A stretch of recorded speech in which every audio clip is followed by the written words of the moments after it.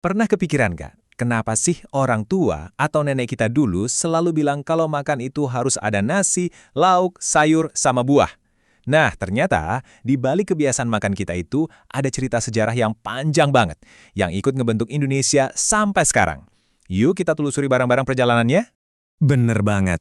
Apa yang ada di piring kita tiap hari itu, ya itu cerminan dari sejarah kita, budaya kita, bahkan kondisi ekonomi kita sebagai bangsa.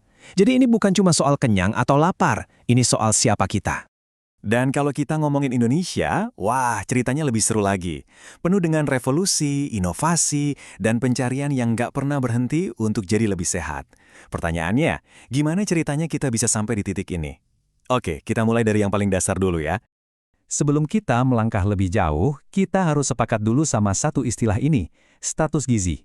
Gampangnya gini deh, status gizi itu kayak rapor kesehatan tubuh kita, yang nilainya ditentukan sama apa yang kita makan. Baik atau buruknya gizi satu negara, ya semuanya berawal dari sini. Oke, perjalanan kita mulai dari masa-masa awal kemerdekaan Indonesia. Waktu itu, masalahnya bukan soal hitung-hitungan kalori atau mikirin vitamin loh, isunya jauh lebih fundamental. Gimana caranya supaya semua orang bisa makan? Titik. Gimana caranya bangsa ini bebas dari ancaman kelaparan? Nah, fondasi ilmu gizi kita itu ternyata dibangun dari peninggalan era kolonial. Tapi di tangan Prof. Purwo Sudarmo yang kita kenal sebagai Bapak Gizi Indonesia, semuanya berubah. Langkah-langkah penting diambil, salah satunya mendirikan sekolah untuk para ahli gizi di tahun 51. Tanggal berdirinya sekolah itu 25 Januari, sekarang kita rayakan sebagai Hari Gizi Nasional. Dari institusi inilah lahir cikal bakal Posyandu yang sampai sekarang jadi garda terdepan buat kesehatan kita semua. Siapa coba yang nggak kenal slogan legendaris ini? 4 sehat 5 sempurna. Jeniusnya slogan ini tuh ada di kesederhanaannya. Bayangin aja, di zaman dimana nggak semua orang bisa baca tulis, slogan simple ini jadi panduan super praktis. Oh, di piring harus ada ini, dan ini. Ini tuh benar-benar sebuah mahakarya komunikasi publik pada masanya. Dan di balik semua program dan slogan itu, ada satu visi besar dari Prof. Sudarmo. Beliau yakin banget, kalau mau bangun bangsa yang kuat dan sehat, ya harus dimulai dari apa yang ada di piring rakyatnya. Visi inilah yang jadi bahan bakar utama perbaikan gizi di seluruh Indonesia. Tapi cerita nggak berhenti di situ. Zaman berubah. Indonesia pelan-pelan berhasil mengatasi masalah kelaparan, tapi muncul masalah baru. Slogan yang simpel aja ternyata udah nggak cukup. Disinilah ilmu pengetahuan mulai mengambil peran lebih besar dan mengubah cara kita melihat makanan selamanya. Dan inilah dia, paradoks zaman modern yang kita hadapi. Beban ganda malnutrisi.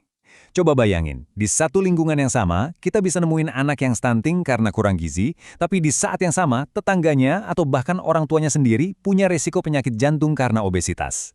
Masalahnya jadi jauh lebih rumit kan? Perubahan cara pikir inilah yang mengubah segalanya. Kalau 4 sehat 5 sempurna itu fokusnya ke ada apa aja di piring, nah gizi seimbang ini pertanyaannya lebih detail. Seberapa banyak dan seberapa sering? Konsepnya jadi lebih dalam. Karena kita sadar kesehatan itu bukan cuma soal makanan, tapi soal gaya hidup secara keseluruhan. Jadi, gizi seimbang itu apa aja sih? Konsep ini berdiri di atas 4 pilar. Yang pertama, ya jelas, makan makanan yang beragam. Tapi pilar lainnya nggak kalah penting. Harus aktif bergerak dan olahraga, terus jaga kebersihan biar nggak gampang sakit, dan yang terakhir, ini yang sering kita lupa, pantau berat badan secara rutin. Oke, konsepnya keren, ilmiah. Tapi gimana cara kita nerapinya tiap hari biar nggak ribet? Nah, disinilah muncul isi piringku. Ini tuh kayak contekan visual yang praktis banget. Kita nggak perlu lagi nimbang-nimbang makanan. Cukup lihat gambar piringnya, kita jadi tahu, oh segini loh porsi sayur yang pas, segini porsi nasinya. Benar-benar sains yang dibuat jadi simpel. Sekarang, kita lompat ke era kita, era digital. Zaman di mana jawaban buat pertanyaan, hari ini makan apa ya, bisa datang dari aplikasi di handphone kita. Teknologi benar-benar mengubah permainan, tapi juga membawa peluang sekaligus tantangan yang benar-benar baru. Sisi positifnya, wah luar biasa banyak. Informasi gizi ada di ujung jari kita. Mau konsultasi sama ahli gizi, tinggal video call. Bahkan pemerintah sekarang bisa mantau data stunting di seluruh negeri secara real-time pakai sistem canggih kayak EPBGM. Ini sebuah lompatan besar. Tapi, selalu ada tapinya kan? Di balik semua kemudahan itu, ada sisi gelapnya. Nggak semua orang punya akses internet yang sama. Dan yang paling bahaya, tsunami hoax soal kesehatan di media sosial. Sekarang ini, kemampuan buat membedakan mana informasi yang benar dan mana yang salah, itu udah kayak skill bertahan hidup yang baru. Jadi, kalau kita tarik benang merah dari semua ini, cerita tentang gizi di Indonesia itu intinya adalah cerita tentang adaptasi. Dulu kita berjuang untuk mengisi perut yang kosong, sekarang kita berjuang untuk mengisi kepala kita dengan informasi yang benar. Tantangannya boleh beda, tapi tujuannya tetap sama, menjadi bangsa yang lebih sehat dan lebih cerdas. Nah, ini semua membawa kita ke satu pertanyaan besar buat masa depan. Kalau hidup kita makin digital, makin terhubung sama data, kira-kira piring sehat kita nanti bentuknya bakal seperti apa ya? Apa mungkin isinya bakal ditentukan sama algoritma di ponsel kita? Jawabannya sedang kita tulis bersama-sama, mulai dari hari ini.